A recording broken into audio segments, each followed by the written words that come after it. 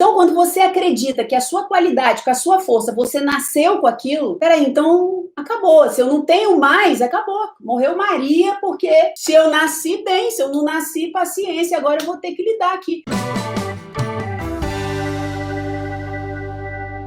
E eu estou muito feliz de estar aqui com vocês, sempre cheia de expectativa do quanto que vocês vão aprender e vão melhorar e vão avançar e vão se desfazer de um monte de peso aí que vocês carregam, que às vezes não é nem para estar carregando. É uma proposta que eu coloquei, vamos tirar esses entulhos, esses entulhos de lembranças, esses entulhos que a gente se agarra e a gente muitas vezes deixa de viver o novo, o melhor para a nossa vida. Eu tenho certeza que o que a gente tem de mais precioso como ajuda ao outro e como também algo que vai fazer com que a gente dê um propósito na nossa vida, algo que a gente use como algo valioso na nossa vida é o nosso passado, é a nossa história de vida. Principalmente as nossas dores, as situações de desafio, as situações de luta que a gente viveu, as situações de extremas dores. Essas situações, muitas vezes, elas estão totalmente inflamadas ou então completamente soterradas por baixo de muitas lembranças ruins que nós deixamos ficar dentro da gente, que nós não conseguimos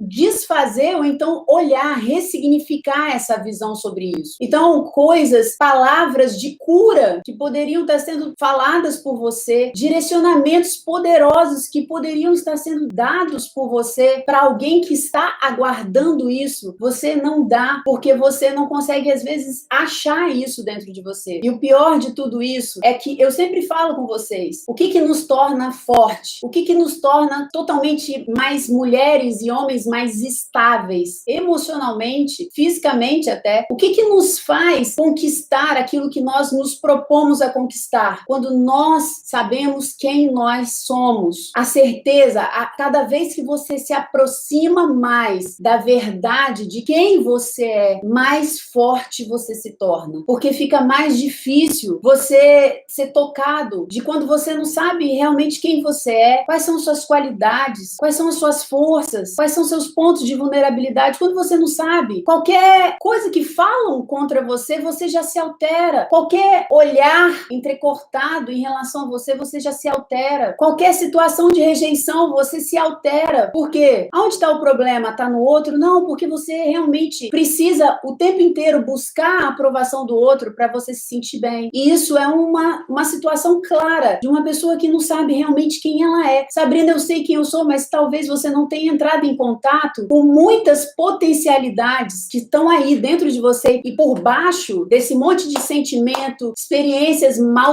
ressignificadas e você não consegue ter acesso a isso e você vai se tornando frágil, você muitas vezes se acha fraca. Então, nós precisamos ir de encontro a quem nós somos e cada vez mais. E eu falo que é um processo quase que você se torna viciada em saber mais e mais sobre você. E saber mais, porque tem aqueles processos que a gente vê aí em que a menina fica futucando lá o Instagram da outra porque quer saber mais e mais sobre a outra ou sobre o cara que ela conheceu e ela quer saber, esquece isso. Esse negócio de ficar aí atrás de ídolo. Ai, quem é? Quantos discos? Quantas músicas? Qual é? O que fez? Onde falou? Onde passou? Você vai fazer isso com você. E eu tenho certeza que isso vai fazer com que você se torne quase que inabalável. Você abala, mas você retorna muito mais rápido ao seu processo de estabilidade. Você fica mais estável emocionalmente, fisicamente, espiritualmente mais estável quando você realmente sabe quem você é. Então,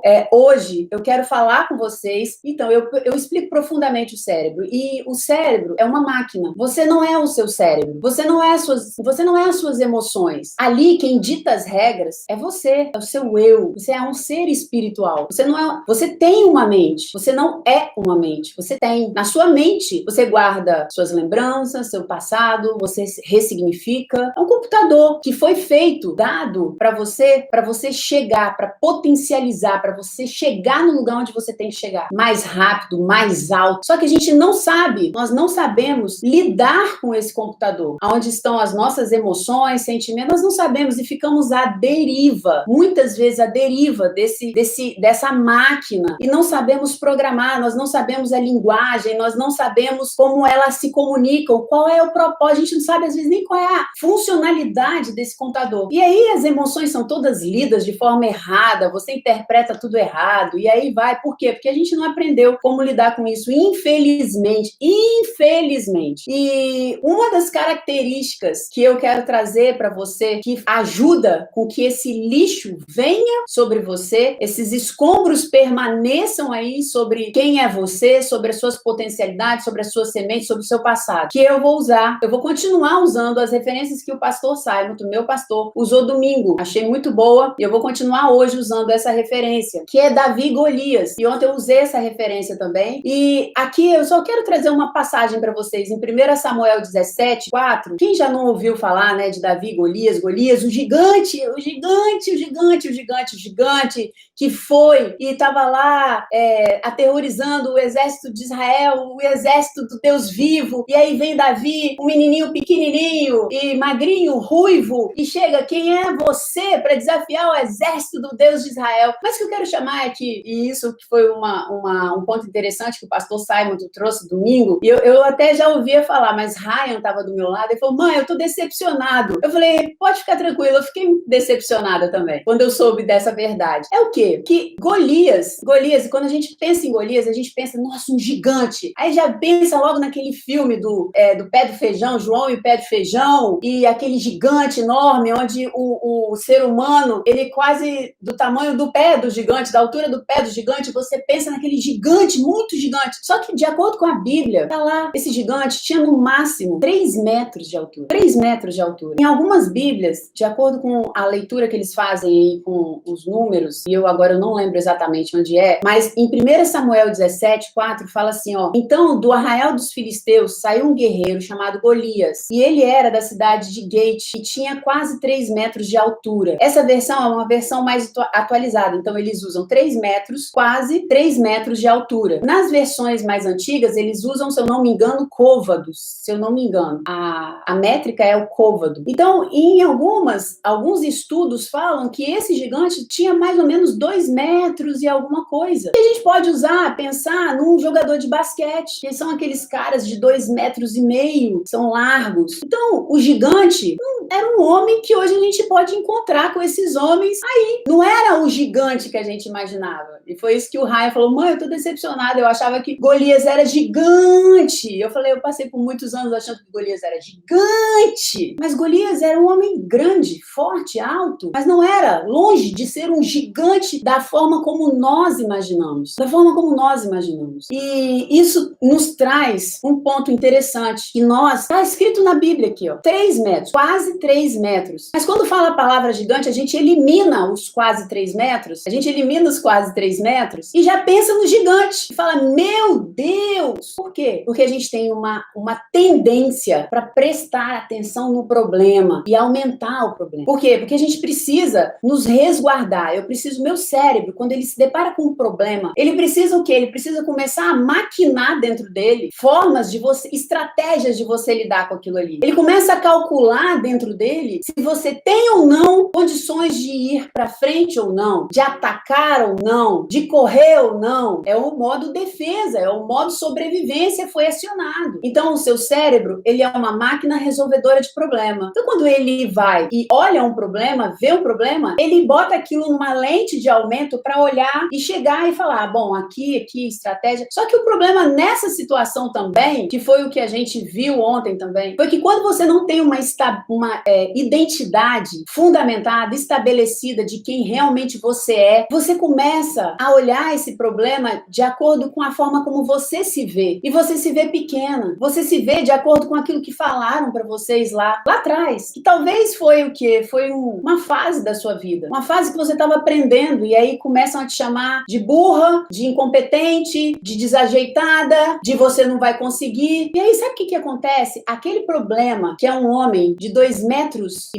vamos botar assim, se torna um gigante de 50 metros. Vocês estão entendendo como é o negócio? É só você olhar para trás para você entender e saber a dimensão disso que eu tô falando. É só você olhar para trás e ver alguns problemas que você passou. Só que antes de você passar, você sofreu profundamente. Você teve momentos terríveis de preocupação, de dor, de angústia, de sensações que você jamais poderia passar por aquilo. Eu tive vários momentos assim na minha vida, onde eu olhei e falei, não tem jeito. Eu olhava para mim, minha identidade totalmente adulterada de quem realmente eu era. Eu não conseguia olhar para as minhas forças. Eu olhava para as minhas incapacidades. O meu olhar, ele foi calibrado no decorrer do tempo, o que a nossa cultura faz muito com a gente, com as crianças, é você olhar o erro, corrigir o erro. E as pessoas esquecem muito de, sabe, de elogiar, de dar um reforço positivo para a criança. A gente fala 10 erros e uma qualidade. E quando a gente fala da qualidade, a gente fala para ela assim, é porque você nasceu assim. Outro dia eu estava conversando muito com o Ryan sobre isso. Você nasceu assim, né? As pessoas têm aquela coisa... Então, quando você acredita que a sua qualidade, com a sua força, você nasceu com aquilo, peraí, então acabou. Se eu não tenho mais, acabou. Morreu Maria, porque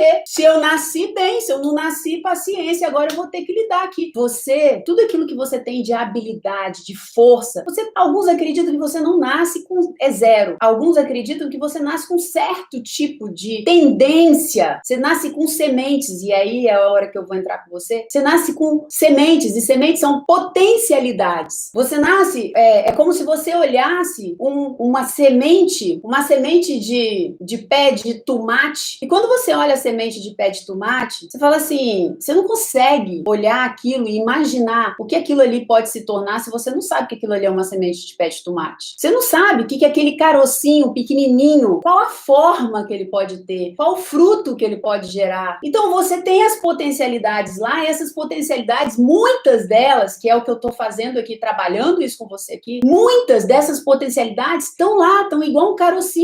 Elas não foram aradas, aguadas, colocado em terra, deixado o tempo do crescimento, porque eu não jogo uma semente e já falo, opa, amanhã, agora, nesse exato momento, temos um pé de tomate, e aqui eu já estou tirando o tomate para eu comer na salada aqui. Ah, não, peraí, esperei 1, 2, 3, esse negócio não presta, vou lá e piso. É o que a gente faz com a gente, muitas vezes. A gente espera algo da gente, aí você tenta 1, 2, não tem habilidade. Gente, eu me coloco aqui, tá? Eu sou a primeira da fila e eu tenho que tomar muito cuidado com isso. Que eu tô falando com vocês, sou mestre. Por quê? Porque eu entendi que o quê? Inteligência era uma coisa que a pessoa nascia com aquilo. Então eu tenho que tomar muito cuidado, porque se eu tenho uma formatação de criança que você meio que é inconsciente isso e vem, eu tenho que ir quebrando esses padrões quando você vê, senão você volta. De tipo assim, eu começo a fazer, eu já tenho que saber, porque nunca esperaram o meu tempo de aprender. Então a sensação de mim quando criança era o quê? Que as pessoas nasciam sabendo fazer. As pessoas tinham aquela habilidade natural. E quando chegava em mim, eu não conseguia fazer aquilo, não era me dado um tempo, o meu tempo de aprendizado. Então eu cresci achando que eu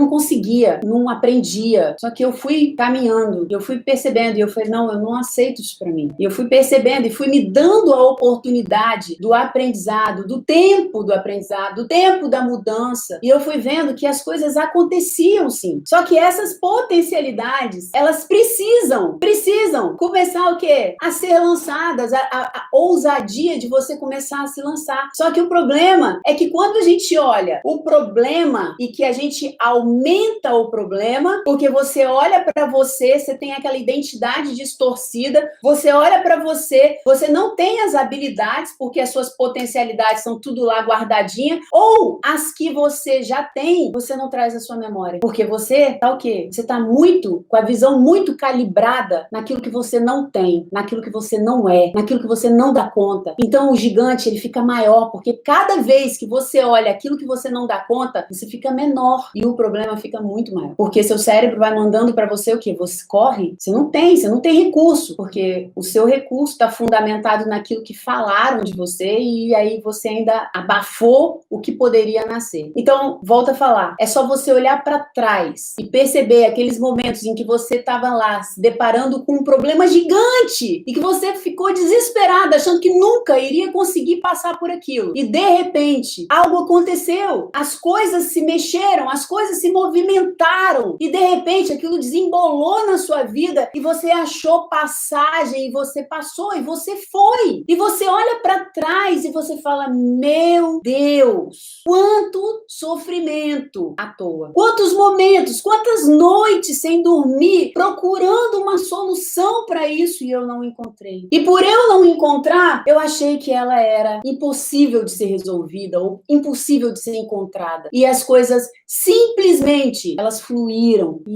e sabe, encaixaram. Não estou falando num processo de passividade. O processo de passividade acontece quando você olha esse problema grande, porque quando você olha um problema grande e você é muito pequena, você paralisa ou você corre, porque você não tem a capacidade de enfrentar. Seu cérebro faz ou você paralisar ou você correr, você evitar aquilo ali. Então você não enfrenta. E aí você vai ficando o quê? Cada vez mais frustrada e desanimada com você mesma. Cada vez mais triste com você mesma. Cada vez mais reforçando aquilo que falaram que você era. Sem dar a chance de o seu eu verdadeiro, das suas sementes virem à tona e você começar a perceber quanto poder que existe dentro de você. Porque cada semente dessa é um poder que existe dentro de você. E nesse momento, nessa situação, quando a gente fica ali olhando para o gigante, quando a gente fica parada olhando para o gigante, é como se você estivesse num vale e quando você olhasse, você visse uma montanha muito grande. E a única coisa que você vê é aquela montanha. Você tá parada aqui, aqui tem um vale. E a única coisa que você vê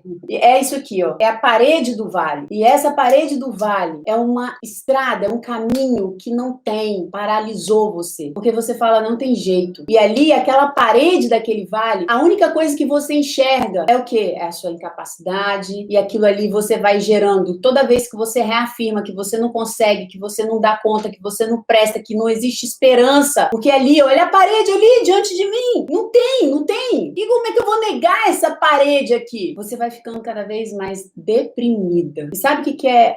Eu não tô entrando aqui numa depressão clínica, tá? Uma depressão devido a hormônios, neurotransmissores. Eu não tô falando um pós-parto, não tô falando disso. Eu tô falando de uma depressão situacional, onde você se depara com um problema, com uma situação, você se sente paralisada e você cada vez mais, aquilo cresce diante de você e cada vez mais você diminui diante daquela situação, achando que você não vai sair dali nunca. E você fica ali. E você vai, aquela parede fala pra você o tempo inteiro, você não dá, você não consegue. E isso, essas palavras vão trazendo, vão gerando em você o quê? Um tipo de sentimento, um sentimento que vai te afundando, um sentimento de impotência, uma sensação de impotência, um sentimento gerado a derrota, tudo que está relacionado a uma coisa que a sua vida é uma derrota, você é uma derrota, as pessoas vão e você fica para trás. Parece que a vida de todo mundo funciona, menos a sua, porque parece que a vida de todo mundo vai para frente, menos a sua. E você tá ali nessa visão pessimista diante da vida e do mundo.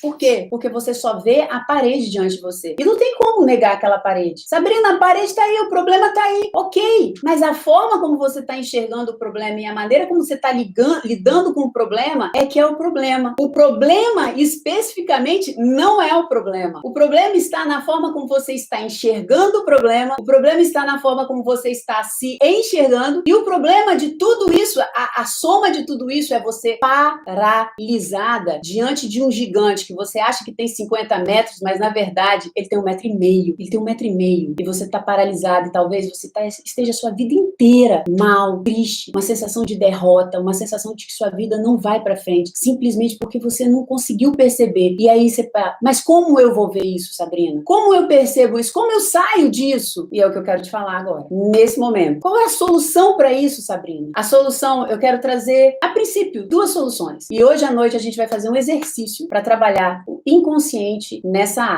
área que junta lixo em você, junta escombro que paralisa você. E aí, você chega para mim e fala assim, Sabrina, mas e aí? O que eu faço? O O que que faz comigo? Porque o que que acontece quando você está diante dessa parede, onde você olha para a parede e você fala assim, não consigo, não vai dar, minha vida acabou, eu vou ter que viver com essa tristeza para sempre, eu tô parada ali. Sabe o que que isso vai gerando em você? À medida que você vai falando isso, porque essa parede te leva a falar isso. Claro, você tá olhando para ela, sua vida tá parada, existe uma parede, é o que você tá vendo. E aí você chega e você começa a falar isso, e isso vai gerando o quê? Vai gerando suas emoções, e que vão gerando mais pensamentos, emoções ruins, emoções que vão, né, raiva, tristeza, angústia, deprimida, sentimentos que vão sendo gerados. Então você mesma vai alimentando à medida que o quê? Que você vai falando o que está acontecendo ali. E aí é nessa hora que a Bíblia traz uma solução simples, e eu já falei isso com vocês várias vezes aqui. E hoje eu estou tendo a oportunidade de explicar mais para vocês. A Bíblia traz em Isaías 61:3,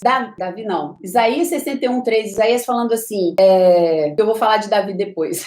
E pôr sobre os que em Sião estão em luto uma coroa em vez de cinzas, óleo de alegria em vez de pranto, vestes de louvor em vez de espírito angustiado, a fim de que se achem carvalhos de justiça plantados pelo Senhor para a sua glória. O que esse versículo está falando aqui em Isaías 61:3? Ele está falando assim, coloquem vestes de louvor em vez de espírito angustiado. Coloquem vestes de louvor, porque o louvor vai neutralizar. O louvor vai neutralizar. Só que tem um detalhe aí. Ah, Sabrina, mas eu não tô com vontade de cantar. Só que a Bíblia fala, coloque vestes. Você tem que vestir. Não é a veste vai cair sobre você. Você faz o esforço de ir contra. Você pega o louvor e traz o louvor. Você não vai sentir, porque uma pessoa que tá com espírito angustiado, ela não tá com vontade de cantar. Ou se tiver com vontade de cantar, vai querer cantar música deprimida. Vai querer cantar aquelas músicas que falam o quanto você é miserável, desgraçada, o quanto o mundo conspira a seu favor, o quanto você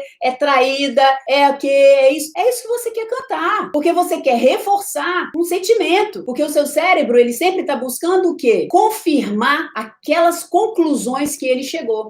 Ele busca evidências para confirmar a conclusão que ele tomou. Então, se ele tomou a conclusão de que você é 1-0 à esquerda, ele vai buscar, mesmo que tenha 10 evidências falando que você é uma vencedora, que existe algo em você poderoso, ele vai pegar aquela uma e vai trazer para você, e para você reforçar, porque é o papel dele. Só que se ele chega à conclusão de que você é forte, que você é vencedora, ele vai buscar essas 10 evidências para confirmar o quanto você é vencedor, o quanto você pode, o quanto você consegue, o quanto você dá conta. Olha isso, o cérebro, por isso que eu gosto tanto desse treinamento meu, que é o Sonhar e Realizar, que é um treinamento mental, é mente, em que você vai entender essa linguagem, porque ele, a partir do momento em que você sabe usar, ele te joga lá pro alto, mas se você não sabe usar, ele te joga lá para baixo. Acabei de dar um exemplo aqui. Então a Bíblia fala, vestes, está com o espírito angustiado, vista louvor, entre no louvor. Eu tô falando aqui, ótimo, o louvor é maravilhoso, o louvor a Deus é maravilhoso, mas eu não tô falando aqui só de música evangélica, não. Eu adoro música evangélica, mas tem momentos que eu não tô afim de ouvir música evangélica. Eu tô afim de ouvir uma música diferente, e não há problema nisso.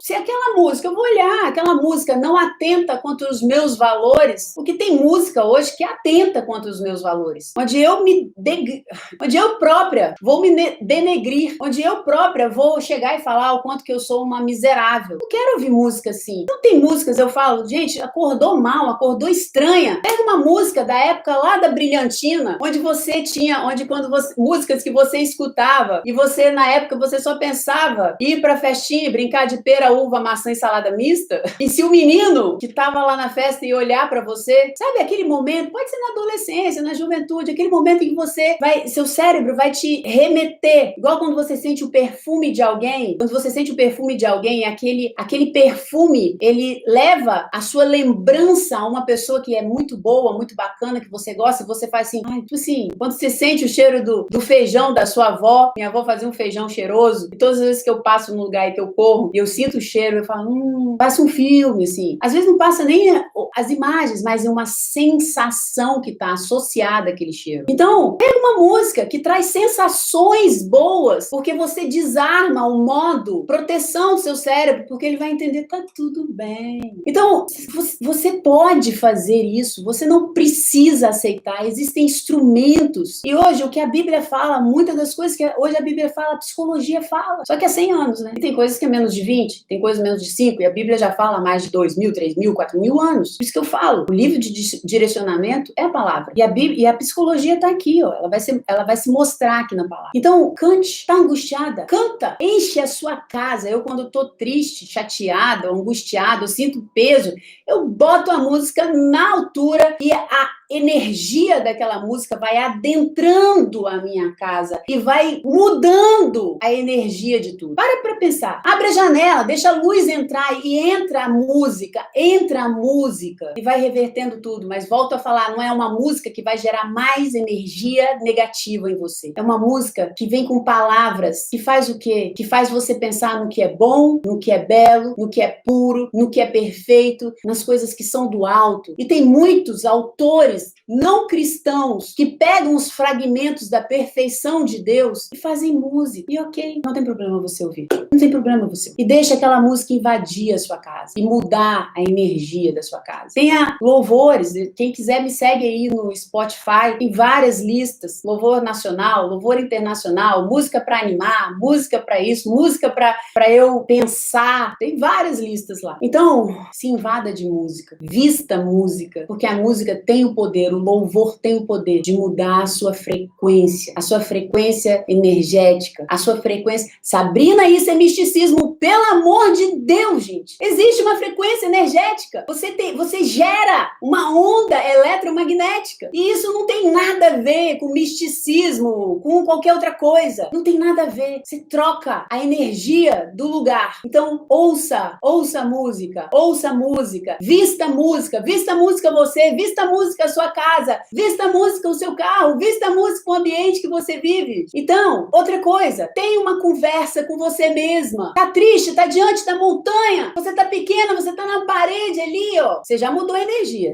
A sua energia que tava ali te soterrando, porque olha só, de acordo com o dicionário, a palavra depressão significa ato de pressionar para baixo. Exatamente o que a gente está falando. Você pequena e o problema. Então, quando você entra nesse momento, nessa situação de depressão, diante de um problema, porque é isso que vai gerando em você, você vai sentindo esse ato de pressionar, sabe? De você ficar pequena, de você olhar e falar, não tem jeito, não funciona, não vou dar conta. É um estado de fraqueza e cada vez mais você vai se sentindo fraca, impotente, vítima. É um lugar de côncavo, um afundamento de humor, abatimento, um estado de tristeza, falta de coragem ou força. Você está entrando em depressão. O que, gente? Situacional. E você tem que sair daí rápido. Tem que sair daí rápido desse estado de pressão que você vai entrando. Porque cada vez mais a montanha vai ficando mais alta. Então, você tem que o quê? Veste louvor. Começa a fazer isso. Outra coisa que eu trouxe para vocês aqui. Tenha uma conversa com você mesma. Davi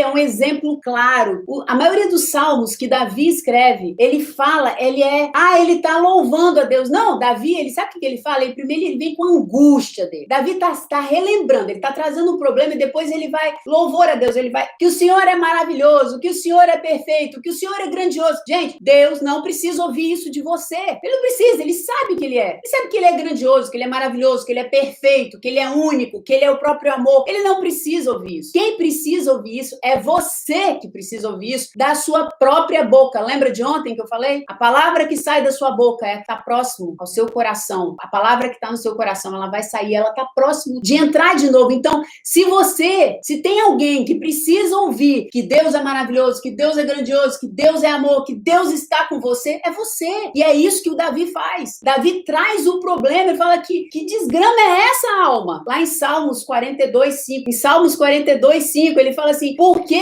você está abatida, ó minha alma? A alma aqui são pensamentos, sentimentos, essas sensações todas. Por que você tá mal? Esse cara, ele foi ungido rei. Mas só que antes, ele foi ungido rei, declarado rei por Samuel. Só que demorou 20 anos até Davi colocar a coroa de rei. E nesses 20 anos, Davi ficou corrido, Davi ficou em caverna, Davi ficou fugindo de Saul, porque Saul, que era o rei de Israel, queria matar Davi por insegurança, por inveja, por medo, por fragilidades dele próprio, do próprio Saul. Então, 20 anos, um cara foi tirado da família, foi tirado do seio da sua família, ele não falou lá, eu quero ser rei, não. Chegaram para ele e falaram, você vai ser rei, Deus escolheu você. E aí, a partir daí, o cara ficou fugitivo, porque o rei queria matá-lo. Ficou 20 anos, gente, 20 anos fugindo. Davi entrava, às vezes, na mais profunda angústia, saudade da família, saudade das pessoas, sabe, do seu lugar. E ele chegava e falava, por que você se abate, ó minha alma? Por que te perturbas dentro de mim? Espera em Deus, pois ainda o louvarei. E ele, meu auxílio e Deus meu, sinto abatida dentro de mim, a minha alma. Lembro-me, portanto, de ti, das terras do Jordão, e no monte Hermon, e no outeiro de Mizar. Então ele vai falar assim, por que você tá assim, Sabrina? Por que você tá desse... Quantas vezes eu faço isso? Por que você tá assim, Sabrina? Por que essa sensação tá aí? E você vai ouvir a resposta. Quando você começa a se treinar, você vai ouvir a resposta. Então você vai, sabe, por que você tá assim? Você simplesmente não fica assim, você pergunta, o que você tá sentindo? Por que você tá assim, Sabrina? Não é? Por que o outro fez isso comigo? Por que ele teve o direito de fazer isso comigo? Por que ele teve o direito de me machucar? Esquece o outro tá ferido, machucado, sem rumo. Ele cuida da vida dele, você tem que sair desse buraco, tirar esses entulhos de cima de você. Isso tá pesando. Você quer saber quem é você quer saber suas potências, você quer voar. Ficou muito tempo num buraco, sai do buraco, sai do buraco. Então chega para Deus, fala com Deus, fala com você, relembra o poder de Deus. E ele chega e vai falando tudo isso, e é maravilhoso, porque o que? Davi, ele vem com esse questionamento em relação a ele e fala, por que você tá assim? E ele vai continuando falando, porque Deus é maravilhoso, Deus é grandioso, e eu vou esperar em Deus, sabe? Tem coisas que a gente tem que esperar em Deus, acreditando, independente de qualquer coisa, eu decido, independente do que eu sinto, eu decido acreditar em Deus, que coisas melhores virão, que outros momentos maiores estão por vir. Quantas vezes eu me via dentro desse buraco e eu chegava para mim mesma e falava, Sabrina, ao seu redor parece que você tá toda dentro de um buraco, mas eu quero te falar. Eu falo, e o pessoal do meu treinamento tá cansado de me ouvir. Fala com você mesma. Você não tem plano B ou plano 2. Eu falo isso para mim. Não tem plano B ou plano 2. Não tem derrota na sua vida. Por mais que você não esteja vendo, eu tô arrasada, tá? Tô metralhada, triste, mas eu me forço. É sacrifício de louvor, é sacrifício de gratidão. Isso é gratidão. Isso é gratidão. Esse povo aí que vai... Gratidão, gratidão. É você se ver num buraco, arrasado, com tudo destruído ao seu redor, com aquilo que você pode ver. E você se levanta e fala, eu declaro que eu sou vencedor em Cristo Jesus. Isso é gratidão, é você glorificar o sacrifício de Jesus na cruz. Isso é você chegar, Pai, tá tudo caindo aqui. Mas isso, no meu entendimento, porque eu sei que o seu entendimento é muito maior do que eu possa sequer imaginar. Então, eu aprendi, aqui nos momentos que eu estava mais no buraco, eu falava, Sabrina, não tem plano B, não tem plano derrota. Na sua vida, você só vai pra frente e pro alto. Quem me vê pregar várias e várias e várias vezes me ouviu falar isso. E eu tava pregando e eu tava num buraco emocional. Mas nem no direito de eu chegar e falar assim, eu tô mal, me sentindo mal, eu não vou. Não tem plano B na sua vida. Só existe vitória. E de tanto eu falar isso pra mim, eu comecei a acreditar. Porque qualquer coisa acontecia, eu achava, eu incompetência, não dá. Não tem. Eu falo, não tem plano B, não tem plano 2. Ou você vai pra frente, ou você vai pro alto. Independente do que você quer, Sabrina, porque é Deus que tá no controle da sua vida. Você colocou. Então, a única coisa que você tem que fazer, Sabrina, é na hora que tá tudo devastado, você declarar em alto e bom som, Pai, mesmo que tudo esteja caído ao meu redor, mesmo que eu esteja passando no vale da sombra da morte, mesmo que todo mundo esteja morrendo ao meu redor, eu ainda assim declaro que o Senhor é o Deus da minha salvação, que eu estou escondida debaixo das tuas asas, que mal algum me acometerá. É isso, gente. Só que isso não é para Deus, é para você, porque Ele sabe que Ele é assim. Ele sabe que Ele é assim. Ele não precisa que você fale isso. Ele fala para você falar isso por causa de você, porque tem muitas vezes a pessoa tá no meio do vale da sombra da morte, a pessoa fala assim, também não vou falar que você é Deus maravilhoso, glorioso. Eu já senti isso, gente. Com raiva raiva de Deus, também não vou falar. Se eu tá me protegendo nada, não falar, porque é por causa dele. Vou te glorificar, não tá acontecendo as coisas do jeito que eu quero.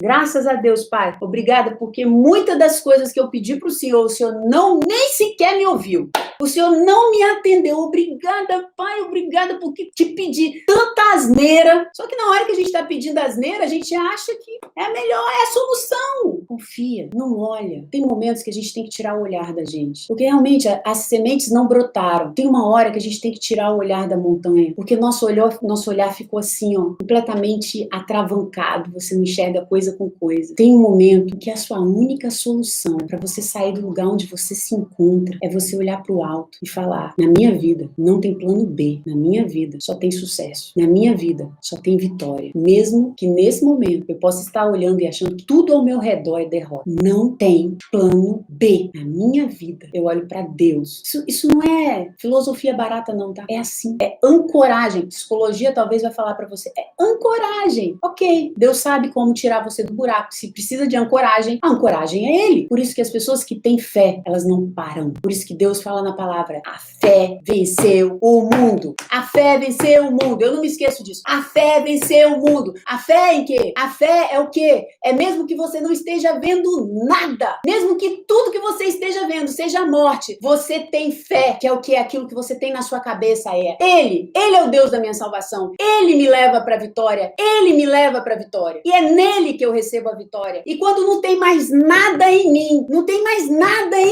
é a hora que ele explode dentro de mim. Porque eu me retiro, eu paro de tentar fazer as coisas com as minhas próprias mãos. Então, sabe, tem momentos que a gente tá fazendo, mas tem momentos que você tem que falar assim: ó, Deus, não tem o que eu fazer. A única coisa que eu vou fazer é olhar pro Senhor e declarar a minha fé, que a minha vida não tem plano B. E que essa montanha aqui não existe. É construção da minha cabeça que eu deixei. E eu sei que, olhando pro alto, quando eu baixar, quando eu menos esperar, as coisas vão acontecer e eu não vou ver mais nada. Olha, Deus abençoe você. Deus abençoe sua vida. Que o Espírito Santo de Deus que habita dentro de você possa ter permissão para atuar cada vez mais e mais na sua mente, no seu ser, no seu espírito, para que você veja que essa montanha que está diante de você não é nada de quem você é. Eu não estou falando nem diante de Deus, não. De quem é Deus, não. Eu estou falando de quem você é. De quem você é. Então, vamos buscar quem é você, porque você vai usar toda essa história que você viveu para abençoar a vida das pessoas, assim como eu hoje tenho abençoado a sua vida. Porque o que eu falo para você não é do que eu aprendi na faculdade ou na teologia, no seminário de teologia. Foi o que eu aprendi na carne. E aí a gente entende mais a palavra de Deus. Você foi chamada para inspirar. Nós somos mulheres e homens que foram chamados para inspirar pessoas a viverem uma vida muito, muito melhor do que hoje elas estão aceitando viver, ok? Deus abençoe vocês, que o amor de Deus, a graça de Jesus Cristo e as consolações, as doces consolações do Espírito Santo de Deus esteja sobre a sua vida, sobre a vida da sua família, sobre a sua casa, agora e para todo sempre. Amém? Vamos detonar essa montanha e, ó, compromisso de quê? De abençoar a terra que tem te abençoado. A gente compartilha um monte de besteira aí com os amigos. Terra que, às vezes, é um monte de besteira. Então, isso não é por mim, é por você. Se você está sendo abençoada nessa terra, você tem que compartilhar para continuar